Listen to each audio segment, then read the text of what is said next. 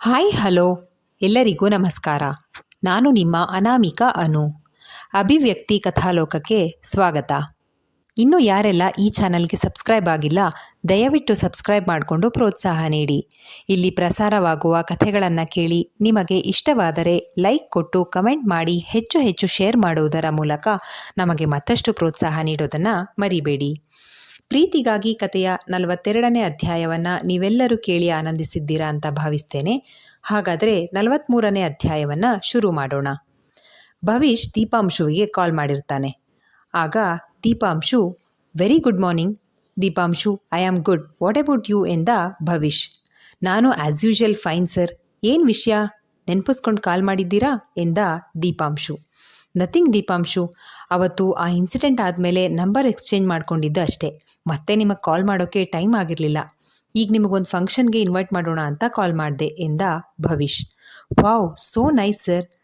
ನಾನು ಕಾಲ್ ಮಾಡಬೇಕಿತ್ತು, ನನಗೂ ಆಗಲಿಲ್ಲ. ಪರವಾಗಿಲ್ಲ, ನೀವು ಬ್ಯುಸಿ ಇರ್ತೀರ ಅಲ್ವಾ, ಐ ಡೋಂಟ್ ಮೈಂಡ್ ಎಂದ Deepanshu. You are good hearted person Deepanshu.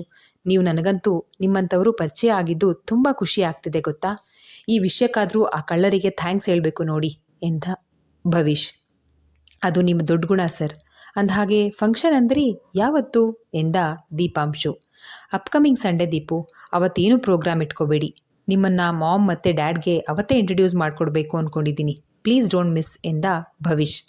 Sunday ಎನ್ನುತ್ತಲೇ ದೀಪುವಿಗೆ ತನ್ನ ಕಂಪನಿಯ 25ನೇ ವರ್ಷದ ವಾರ್ಷಿಕೋತ್ಸವ ಇರುವುದು ನೆನಪಾಗಿ, ಸಂಡೇನಾ ಸರ್ ಎಂದು ಬೇಜಾರಲ್ಲಿ ರಾಗ ಎಳೆದ ದೀಪಾಂಶು.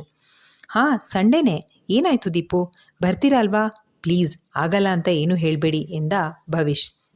ಸರ್, ಅದು ಅವತ್ತೇ ನಮ್ಮ ಕಂಪನಿ 25th ಆ್ಯನಿವರ್ಸರಿ ಪ್ರೋಗ್ರಾಮ್ ಇದೆ. ನಾನು ಅಟೆಂಡ್ ಮಾಡಲೇಬೇಕು. It's very important for me. Please don't mind, ಬೇಜಾರಾಗಬೇಡಿ ಎಂದ ದೀಪಾಂಶು. ಭವಿಷ್, ಏನು 25th ಆ್ಯನಿವರ್ಸರಿನಾ? ನಮ್ಮ ಕಂಪನಿ ಪ್ರೋಗ್ರಾಮ್ ಕೂಡ ಅವತ್ತೇ ಅಲ್ವಾ ಎಂದು ಯೋಚಿಸಿ ಕುತೂಹಲದಿಂದ, ಯಾವ ಕಂಪನಿ ನಿಮ್ಮದು ಎಂದ ಭವಿಷ್. ಭಾರದ್ವಾಜ್ ಕನ್ಸ್ಟ್ರಕ್ಷನ್ಸ್ ಎಂದ ದೀಪಾಂಶು. ಭವಿಷ್ ಖುಷಿಯಲ್ಲಿ ಮೆಲುವಾಗಿ ನಗುತ್ತಾ, ಓಕೆ ಸರಿ, ಪರವಾಗಿಲ್ಲ. ಕೆಲಸ ಕೊಟ್ಟ ಕಂಪನಿ ಪ್ರೋಗ್ರಾಮ್ ಮುಖ್ಯ ಅಂದ್ರಲ್ಲ, ಖುಷಿ ಆಯಿತು. ಸರಿ, ನಿಮ್ಮ ಕಂಪನಿ ಫಂಕ್ಷನ್ ಚೆನ್ನಾಗಾಗಲಿ, ಆಲ್ ದ ಬೆಸ್ಟ್ ಎಂದು. ಹಾಂ ದೀಪು, ಮರ್ತಿದ್ದೆ, ನಿಮ್ಮನ್ನು ಒಂದು ಸಾರಿ ಮೀಟ್ ಮಾಡಬೇಕು. ಪ್ಲೀಸ್ ಸಂಜೆ ಸಿಗೋಕ್ಕಾಗುತ್ತಾ ಎಂದ ಭವಿಷ್ ರಿಕ್ವೆಸ್ಟ್ ಮಾಡೋ ಧ್ವನಿಯಲ್ಲಿ. ಡೆಫಿನೆಟ್ಲಿ ಸಿಗ್ತೀನಿ. ಎಲ್ಲಿ ಸಿಗಬೇಕು ಅಂತ ನೀವು ಲೊಕೇಶನ್ ಶೇರ್ ಮಾಡಿ. ನಾನು ಆಫೀಸ್ ಮುಗಿಸ್ಕೊಂಡು ಸೀದಾ ಅಲ್ಲಿಗೆ ಬರ್ತೀನಿ ಎಂದ Deepanshu. Okay, C you later ಎಂದು ಕಾಲ್ ಕಟ್ ಮಾಡಿದ ಭವಿಷ್. ಬಿಸ್ನೆಸ್ ಮನ್ ಅಂದರೆ ಹೀಗಿರಬೇಕು. ಆಫೀಸ್ ಫಂಕ್ಷನ್ ಅಂದ ಕೂಡಲೇ ಪರವಾಗಿಲ್ಲ, ನಿಮ್ಮ ಆಫೀಸ್ ಕೆಲಸ ಮುಖ್ಯ ಅಂತ ಹೇಳಿದರು. ಫ್ರೀ ಇದ್ದಾಗ ಹೋಗಿ ಅವರ ಫ್ಯಾಮಿಲಿನ ಮೀಟ್ ಮಾಡಬೇಕು. ಅಷ್ಟಕ್ಕೂ ಸಂಜೆ ಏನಕ್ಕೆ ಸಿಗೋಕೆ ಹೇಳಿದರು? ನೋಡೋಣ ಏನು ವಿಷಯ ಅಂತ. ಹೇಗೋ ಹೋಗ್ತೀನಲ್ಲ, ಆಗ ಗೊತ್ತಾಗುತ್ತೆ ಎಂದುಕೊಳ್ಳುತ್ತಿದ್ದವನಿಗೆ ರಿಷಿ ಫೋನ್ ಮಾಡಿ, ಇನ್ನೂ ಎಲ್ಲಿದ್ಯಾ ಮಗ? ಕಲ್ಪತರು ಸ್ಟೇಡಿಯಂ ಹತ್ರ ಬೇಗ ಬಾ. ಮ್ಯಾನೇಜರ್ ಕೂಗಾಡ್ತಾ ಇದ್ದಾರೆ. ಇವತ್ತು ಸೈಕಲ್ ಮ್ಯಾರಥಾನ್ 9 ಗಂಟೆಗೆ ಶುರು ಆಗುತ್ತೆ ಅಂತ ಮೊದಲೇ ಮೆಮೊ ಕೊಟ್ಟಿದ್ರಲ್ವಾ, ನೀನೇ ಲೇಟು, ನಾವೆಲ್ಲ ಆಗಲೇ ಬಂದಾಯಿತು ಎಂದ. ಅಯ್ಯೋ, ರೆಡಿ ಆಗ್ತಾ ಇದ್ದೀನಿ ಇರೋ, ಯಾವುದೋ ಫೋನ್ ಕಾಲ್ ಬಂದಿತ್ತು, ಮಾತಾಡ್ತಾ ಟೈಮ್ ಆಗೋಯ್ತು. ಇನ್ನೇನು ರೆಡಿ ಆಗಿದ್ದೀನಿ, ಹೊರಟೆ ಎಂದು ಅವಸರದಲ್ಲಿ ಹೊರಟ ದೀಪಾಂಶು. ಸರಸರನೆ ಮೆಟ್ಟಿಲಿಳಿದು ಬರುತ್ತಿದ್ದವನಿಗೆ ಹಾರಿಕಾ ಎದುರಾಗಿ, ಏನು ದೀಪು, ಅರ್ಜೆಂಟಲ್ಲಿ ಹೋಗ್ತಾ ಇದೆಯಾ? ಆಫೀಸ್ಗಾ? ಲೇಟ್ ಆಯ್ತಾ? ಅತ್ತೆ ಟಿಫನ್ ಮಾಡಿದರೆ ತೊಗೊಂಡು ಬರ್ತೀನಿ, ಸ್ವಲ್ಪ ತಿಂದು ಹೋಗು ಎಂದಳು. No Harika, it's already late. ಇವತ್ತು ಎನ್ವೈರ್ನಮೆಂಟ್ ಅವೇರ್ನೆಸ್ಗೋಸ್ಕರ ಸೈಕಲ್ ಮ್ಯಾರಥಾನ್ ಇದೆ ಕಂಪನಿ ಕಡೆಯಿಂದ, ಸೊ ಬೇಗ ಹೋಗಲೇಬೇಕು. ಪ್ಲೀಸ್ ಡೋಂಟ್ ಫೋರ್ಸ್ ಮೀ ಎಂದು ಹೇಳಿ ಅವಳ ಪ್ರತ್ಯುತ್ತರಕ್ಕೂ ಕಾಯದೆ ಶರವೇಗದಲ್ಲಿ ಬೈಕ್ ಸ್ಟಾರ್ಟ್ ಮಾಡಿ ಹೊರಟೆ ಬಿಟ್ಟ ದೀಪಾಂಶು. ಆಗಲೇ 2 ಕಂಪನಿ ವರ್ಕರ್ಸ್ ಸೇರಿದ್ದರು. ಅವರಿಗಾಗಿ ಸೈಕಲ್ಸ್ ಮತ್ತು ಒಂದೇ ತೆರನಾದ ಗ್ರೀನ್ ಕಲರ್ ಟೀ ಶರ್ಟ್ಸ್ ಹಾಗೂ ಗ್ರೀನ್ ಕಲರ್ ಹೆಲ್ಮೆಟ್ ಹಾಗೂ ಎಲ್ಬೋ ಪ್ಯಾಡ್ಸ್ಗಳು ಸಿದ್ಧವಾಗಿದ್ದವು. ಅನುಪಮ ಮತ್ತು ಅಂಶಿಕಾ ಬೇಗ ಬೇಗ ಹೆಜ್ಜೆ ಹಾಕುತ್ತಾ ಸ್ಟೇಡಿಯಂ ಕಡೆ ಧಾವಿಸಿ ಬರುತ್ತಿದ್ದರು. ಹೇಗೋ ಅನು, ಇವತ್ತಾದರೂ ಇಬ್ಬರು ಒಟ್ಟಿಗೆ ಬರೋ ಹಾಗೆ ಆಯ್ತಲ್ಲ, ಅದೇ ಖುಷಿ. ಒಂದೇ ಕಂಪ್ನಿ ಅಂತ ಕ್ಯಾಂಪಸ್ನಲ್ಲಿ ಆಫರ್ ಒಪ್ಕೊಂಡ್ರು, ಆದರೆ ಇಲ್ಲಿ ಬಂದ ಮೇಲೆ ಒಂದೇ ಕಂಪನಿಯ 2 ಬ್ರಾಂಚ್ಗೆ ನಮ್ಮನ್ನು ಡಿವೈಡ್ ಮಾಡಿ ಹಾಕ್ಬಿಟ್ರು. ಹೇಗೋ ಫಂಕ್ಷನ್ಸ್ ನೆಪದಲ್ಲಿ 1 ವೀಕ್ ಒಟ್ಟಿಗೆ ಇರೋ ಹಾಗಾಯ್ತಲ್ಲ, ಸಾಕು ಎಂದಳು ಅಂಶಿಕಾ. ಅಂಶು, ಆಲ್ರೆಡಿ ಎಲ್ಲರೂ ಬಂದಿದ್ದಾರೆ. ಆಗ್ಲಿಂದ ರಿಷಿ 25 ಸರಿ ಕಾಲ್ ಮಾಡ್ತಾ ಇದ್ದಾರೆ, ಬಾ ಬೇಗ ಹೋಗೋಣ ಎಂದು ಕೈ ಹಿಡಿದು ಎಳೆದುಕೊಂಡೇ ಬಂದಳು ಅನುಪಮ. ಅಷ್ಟರಲ್ಲಿ ದೀಪಾಂಶು ಕೂಡ ಸ್ಟೇಡಿಯಂ ಬಳಿ ಬಂದು ತನ್ನ ಗ್ರೂಪ್ ಸೇರಿಕೊಂಡಿದ್ದ. ಬರುತ್ತಿದ್ದ ಅನು ಮತ್ತೆ ಅಂಶಿಕಾಗೆ ಎದುರಾದ ಮ್ಯಾನೇಜರ್ ಅಂಶಿಕಾಳನ್ನು ನೋಡಿ ಹತ್ರ ಬಂದು, ಅಂಶಿಕಾ, ನೀವು ಸಿಕ್ಕಿದ್ದು ಒಳ್ಳೆಯದೇ ಆಯಿತು. ಮ್ಯಾರಥಾನ್ಗೆ ಚಾಲನೆ ಕೊಡೋಕ್ಕೆ ಭವಿಷ್ ಸರ್ ಬರ್ತಿಲ್ಲ. ಅವರಿಗೆ DC ಆಫೀಸ್ನಲ್ಲಿ ಮೀಟಿಂಗ್ ಇದೆ ಅಂತ ಹೋಗಿದ್ದಾರೆ. ವಸಿಷ್ಠ ಭಾರದ್ವಾಜ್ ಸರ್ ಬರ್ತಿದ್ದಾರೆ. ಅವ್ರು ಬರೋಕೆ ಇನ್ನೂ 5 ಮಿನಿಟ್ಸ್ ಟೈಮ್ ಇದೆ. ಅಷ್ಟರಲ್ಲಿ ಭವಿಷ್ ಸರ್ಗೆ ಪ್ರಾಜೆಕ್ಟ್ ಕೊಟೇಶನ್ ಒಂದು ಮೇಲ್ ಮಾಡಿ ಬರ್ತೀಯಾ? ನಾನು ವಸಿಷ್ಠ ಸರ್ ಅವರನ್ನು ವೆಲ್ಕಮ್ ಮಾಡೋಕ್ಕೆ ಹೋಗಬೇಕು. ನೀನು ಆಮೇಲೆ ಜಾಯ್ನ್ ಆಗುವಂತೆ ಎಂದರು ಮ್ಯಾನೇಜರ್ ಸದಾಶಿವ. ಇವನೊಬ್ಬ ಫ್ರೆಂಡ್ಸ್ ಜೊತೆ ಖುಷಿಯಾಗಿರೋಣ ಅಂದರೆ ಇಲ್ಲೂ ವರ್ಕ್ ತಂದು ತಲೆ ಮೇಲೆ ಹಾಕ್ತಾನೆ ಎಂದು ಬೈದುಕೊಳ್ಳುತ್ತಾ, ಎಷ್ಟೇ ಆಗಲಿ ಭವಿಷ್ ಸರ್ ಕನಸಿನ ಪ್ರಾಜೆಕ್ಟ್, ಏನೂ ಮಿಸ್ ಆಗಬಾರ್ದು, ಇದು ಸಕ್ಸಸ್ಫುಲ್ ಆಗಬೇಕು, ಅದಕ್ಕೋಸ್ಕರ ಅಂತ ಹೋಗ್ತೀನಿ ಎಂದು ಮನಸ್ಸಿನಲ್ಲೇ ಹೇಳ್ಕೊಂಡ ಅಂಶಿಕಾ, ಸರಿ ಸರ್, ನನ್ನ ಬ್ಯಾಗು ಮತ್ತು ಲ್ಯಾಪ್ಟಾಪ್ ಡ್ರೆಸ್ಸಿಂಗ್ ರೂಮ್ನಲ್ಲಿದೆ, ಅಲ್ಲೇ ಹೋಗಿ ಮೇಲ್ ಮಾಡಿ ಬರ್ತೀನಿ ಎಂದಳು ಅಂಶಿಕಾ. ಅನು, ನೋಡು, ಹೀಗೆ ಈ ಮ್ಯಾನೇಜರ್ ಎಲ್ಲದಕ್ಕೂ ಕಲ್ಲಾಗ್ತಾನೆ. ನಿನ್ನ ಜೊತೆ ರಿಷಿ ಮತ್ತು ಸುಭಾಷ್ ಜೊತೆ ಹರಟೆ ಹೊಡ್ಕೊಂಡು ಇವತ್ತು ಫುಲ್ ಎಂಜಾಯ್ ಮಾಡೋಣ ಅಂದರೆ ಕಿತಾಪತಿ ಮ್ಯಾನೇಜರ್ ಕೆಲಸ ತಂದಿಟ್ಟ. ಹಾಗೆ ನಿಮ್ಮ ದೇವರಂಥ ಮನುಷ್ಯನ ನೋಡಿ ಮಾತಾಡ್ಸೋಣ ಅಂದ್ಕೊಂಡೆ, ಆಗಲಿಲ್ಲ ಎಂದಳು ಅಂಶಿಕಾ ಬೇಸರದಿಂದ. ಇರಲಿ ಬಿಡು, ಜಸ್ಟ್ ಒಂದು ಮೇಲ್ ತಾನೇ, ಬೇಗ ಮಾಡಿ ಬಂದುಬಿಡು. ನಾವೆಲ್ಲ ಇಲ್ಲೇ ಇರ್ತೀವಲ್ಲ, ಸಂಜೆವರೆಗೂ ಸಿಕ್ಕೇ ಸಿಗ್ತಾರೆ. ಎಲ್ಲೋಗ್ತಾರೆ ಮಾತಾಡಿಸುವಂತೆ. ಅವ್ರ ಹತ್ರ ಮಾತಾಡಿದ ಮೇಲೆ ನೀನೇ ಹೇಳ್ತೀಯಾ ಈಸ್ ಅ ಲವ್ಲಿ ಕೈ ಅಂತ. ನಾನು ರಿಷಿ ಸುಭಾಷ್ ಹತ್ರ ಹೋಗ್ತೀನಿ, ನೀನು ಹೋಗಿ ಬೇಗ ಮೇಲ್ ಮಾಡ್ಬಾ ಎಂದು ಕಳಿಸಿದ್ಲು ಅನುಪಮ.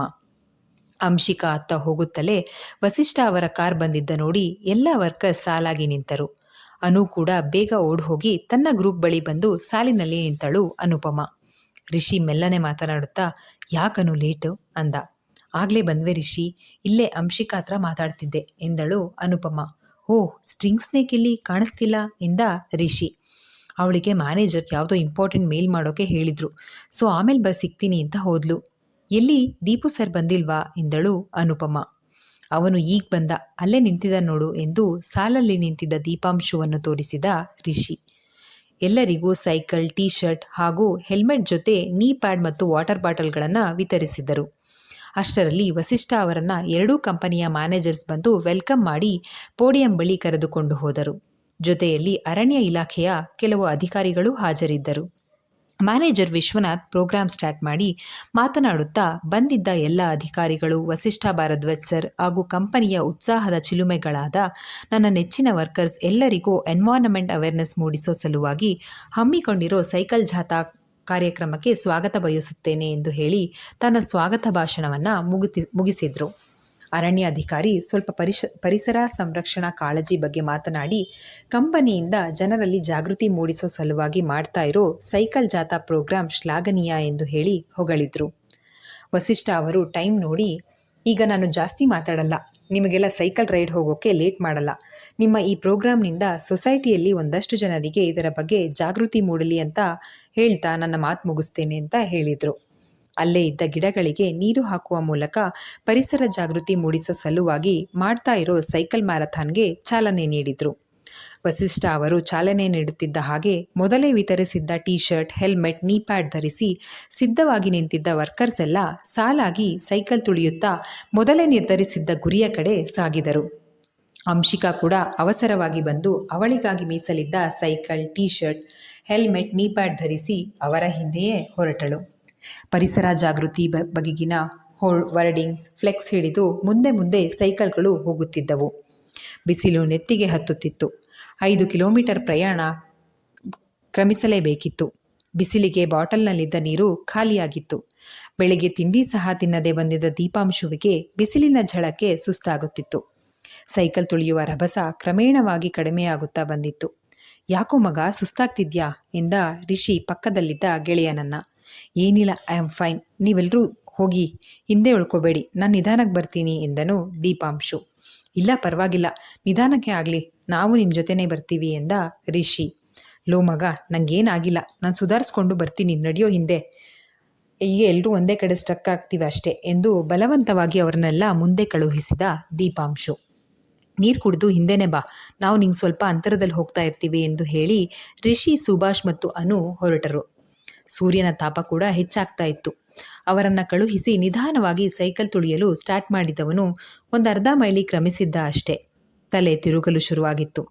ಸೈಕಲ್ ನಿಲ್ಲಿಸಿ ಭುಜದ ಮೇಲಿದ್ದ ಬ್ಯಾಗ್ ತೆಗೆದು ನೀರು ಕುಡಿಯಲು ನೋಡಿದವನು ಆಗಲೇ ಎಲ್ಲ ನೀರು ಖಾಲಿಯಾಗಿರೋದನ್ನು ನೆನಪಿಸ್ಕೊಳ್ತಾ, ಛೇ, ನೀರು ಕೂಡ ಖಾಲಿಯಾಗಿದೆ, ಇವ್ರನ್ನ ನೋಡಿದ್ರೆ ಎಲ್ಲರೂ ಮುಂದೆ ಹೋದ್ರು, ಏನು ಮಾಡೋದು ಎಂದು ಯೋಚಿಸುತ್ತಾ ನಿಂತಿದ್ದ ದೀಪಾಂಶು. ಹಿಂದೆಯಿಂದ ಬಂದ ಅಂಶಿಕಾ, ಯಾರೋ ಇಲ್ಲೇ ನಿಂತಿದ್ದಾರೆ, ಆಗಲೇ ಎಲ್ಲರೂ ಮುಂದೆ ಹೋಗ್ತಿದ್ದಾರೆ ಅಲ್ವಾ, ಇವ್ರ್ಯಾಕೆ ನಿಂತಿದ್ದಾರೆ ಎಂದು ಸ್ವಲ್ಪ ಹತ್ತಿರ ಬಂದು ನೋಡಿದರೆ ಖಾಲಿ ವಾಟರ್ ಬಾಟಲ್ ಹಿಡಿದು ನಿಂತಿರುವುದನ್ನು ಕಂಡಳು. ಅಂಶಿಕಾ ತನ್ನ ಬ್ಯಾಗ್ನಿಂದ ವಾಟರ್ ಬಾಟಲ್ ಹಿಡಿದು ಹತ್ರ ಬಂದು, ಹೇ ವಾಟ್ ಹ್ಯಾಪನ್, ವಾಟರ್ ಖಾಲಿ ಆಯ್ತಾ ಎಂದಳು. ಅವಳ ಮಾತು ಕೇಳುತ್ತಲೇ ದೀಪಾಂಶುವಿನ ಎದೆ ಬಡಿತ ಜೋರಾಗಿತ್ತು. ಯಾವುದೋ ಸೂಚನೆ ಕೊಡುತ್ತಿರುವ ಅನುಭವ. ಅದೇ ರೀತಿಯ ಅನುಭವ ಅಂಶಿಕಾಳಿಗೂ ಆಗಿತ್ತು. ಆದರೆ ಕ್ಷಣ ಮಾತ್ರದಲ್ಲಿ ಅದರಿಂದ ಹೊರಬಂದು, ಎಸ್ ವಾಟರ್ ಖಾಲಿಯಾಗಿತ್ತು, ಎಲ್ಲರೂ ಮುಂದೆ ಹೊರಟೋದ್ರು, ಹಾಗಾಗಿ ಇಲ್ಲೇ ನಿಂತ್ಕೊಂಡೆ ಎಂದ ದೀಪಾಂಶು. ಇಬ್ಬರು ಹೆಲ್ಮೆಟ್ ಧರಿಸಿ ಮುಖಕ್ಕೆ ಮಾಸ್ಕ್ ಹಾಕಿದ್ದರಿಂದ ಒಬ್ಬರನ್ನೊಬ್ಬರು ಗುರುತಿಸಿಕೊಳ್ಳುವಲ್ಲಿ ವಿಫಲರಾಗಿದ್ದರು.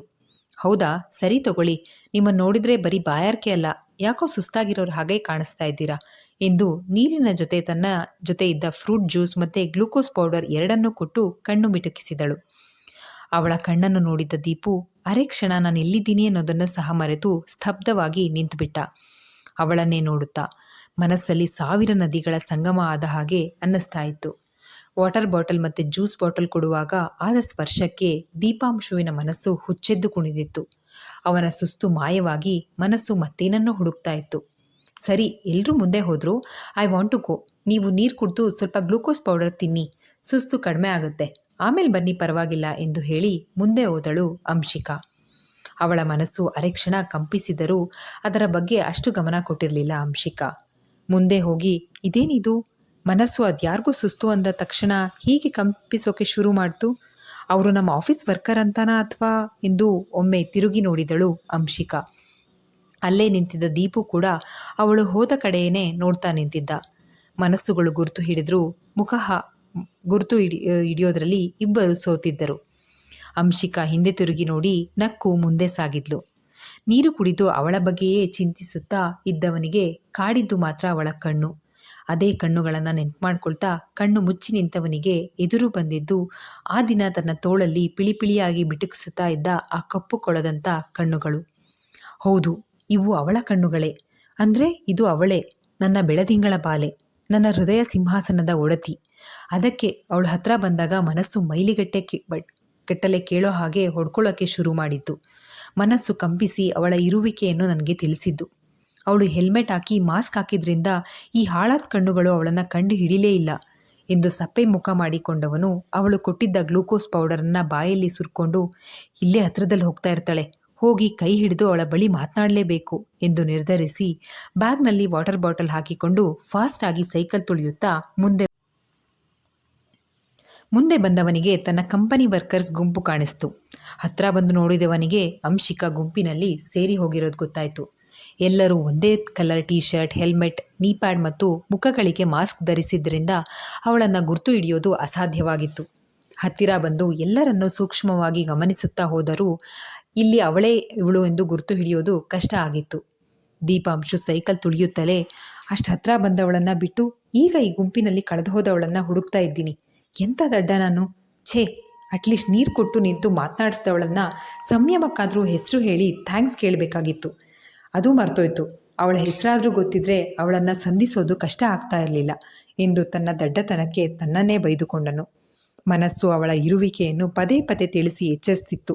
ಇವಳಿರಬಹುದಾ, ಅವಳಿರಬಹುದಾ ಎಂದು ಕೆಲವು ಹುಡುಗಿಯರ ಬಳಿ ಹೋಗಿ ತಾನೇ ಮಾಸ್ಕ್ ತೆಗೆದು ಸಹ ನೋಡಿದ್ದ. ಎಲ್ಲರೂ ಆರ್ ಯು ನಾನ್ಸೆನ್ಸ್, ಹೀಗೆ ಸೈಕಲ್ ಅಡ್ಡ ಆಗಿ ವಿಯರ್ಡ್ ಆಗಿ ಬಿಹೇವ್ ಮಾಡ್ತಾ ಇದ್ದೀರಲ್ವಾ, ಮೈ ಮೇಲೆ ಪ್ರಜ್ಞೆ ಇದೆಯೋ ಇಲ್ವೋ, ಮ್ಯಾನೇಜ್ಮೆಂಟ್ಗೆ ಕಂಪ್ಲೇಂಟ್ ಮಾಡಬೇಕಾಗುತ್ತೆ, ಹುಷಾರ್ ಎಂದು ಕೆಲವರು ಬೈದರು.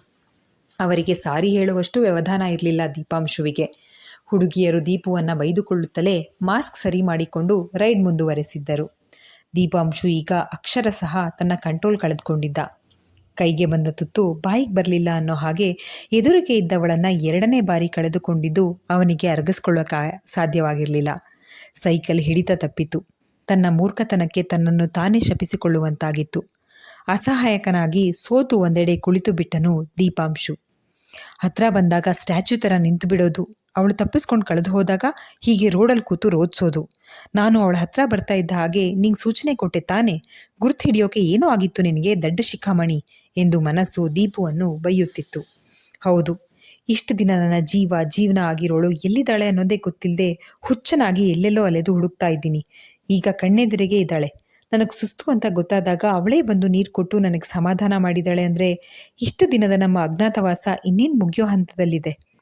ಅವಳು ಇವತ್ತು ಮಿಸ್ ಆದರೂ ಒಂದು ಸ್ಟ್ರಾಂಗ್ ಹಿಂಟ್ ಕೊಟ್ಟು ಹೋಗಿದ್ದಾಳೆ. ಈಗ ನೋಡು, ಅವಳು ಈ ಸೈಕಲ್ ರೈಡ್ನಲ್ಲಿ ಪಾರ್ಟಿಸಿಪೇಟ್ ಮಾಡಿದ್ದಾಳೆ ಅಂತ. ಅಂದರೆ ಅವಳು ನಮ್ಮ ಕಂಪನಿಗೆ ಸೇರಿದವಳು ತಾನೇ.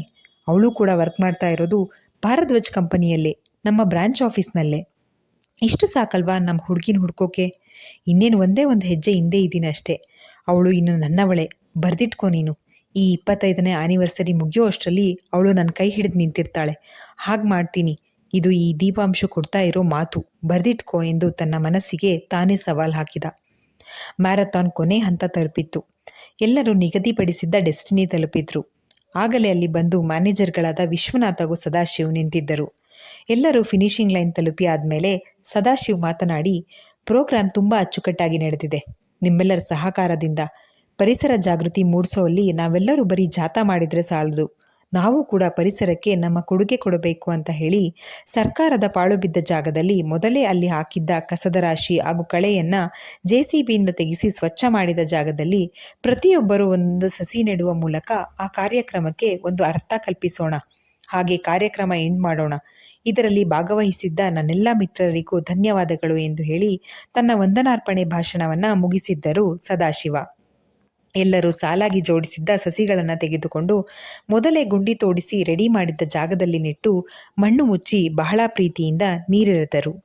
ವಿಶ್ವನಾಥ್ ಅವರು ಮಾತನಾಡುತ್ತಾ, ಸಿಟಿಯಿಂದ ಹೊರಗೆ ಇರುವ ಸರ್ಕಾರಿ ಜಾಗ ಅರಣ್ಯ ಪ್ರದೇಶಕ್ಕೆ ಹೊಂದಿಕೊಂಡಂತೆ ಇದೆ. ಖಾಲಿ ಬಿದ್ದಿದೆ ಅನ್ನೋ ಕಾರಣಕ್ಕೆ ನಗರದ ಎಲ್ಲ ವೇಸ್ಟೇಜ್ ತಂದು ಇಲ್ಲೇ ಸುರಿತಿದ್ರು. ಈಗ ನಾವೆಲ್ಲರೂ ಸೇರಿ ಗಿಡ ನೆಟ್ಟು ಪರಿಸರ ಸ್ವಚ್ಛತೆ ಹಾಗೂ ಪರಿಸರ ಉಳಿಸೋದ್ರ ಬಗ್ಗೆ ಮಾಡಿದ ಈ ಕೆಲಸ ನಿಜಕ್ಕೂ ನಮ್ಮ ಜೀವನದಲ್ಲಿ ಸದಾಕಾಲ ಸ್ಮರಣೀಯವಾಗಿರುತ್ತೆ.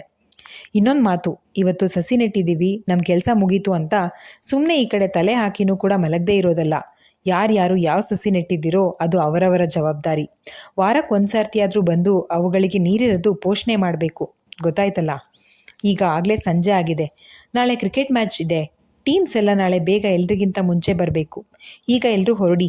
ಸ್ಟೇಡಿಯಂ ಬಳಿ ಸೈಕಲ್ ಪಾರ್ಕ್ ಮಾಡಿ ನಿಮ್ಮ ವೆಹಿಕಲ್ಸ್ ತಗೊಂಡು ಮನೆಗೆ ಹೋಗಬಹುದು ಎಂದು ಎಲ್ಲರಿಗೂ ಸೂಚನೆ ಕೊಟ್ಟು ಅಲ್ಲಿಂದ ಹೊರಟರು ಮ್ಯಾನೇಜರ್ ವಿಶ್ವನಾಥ್ ಮತ್ತು ಸದಾಶಿವ.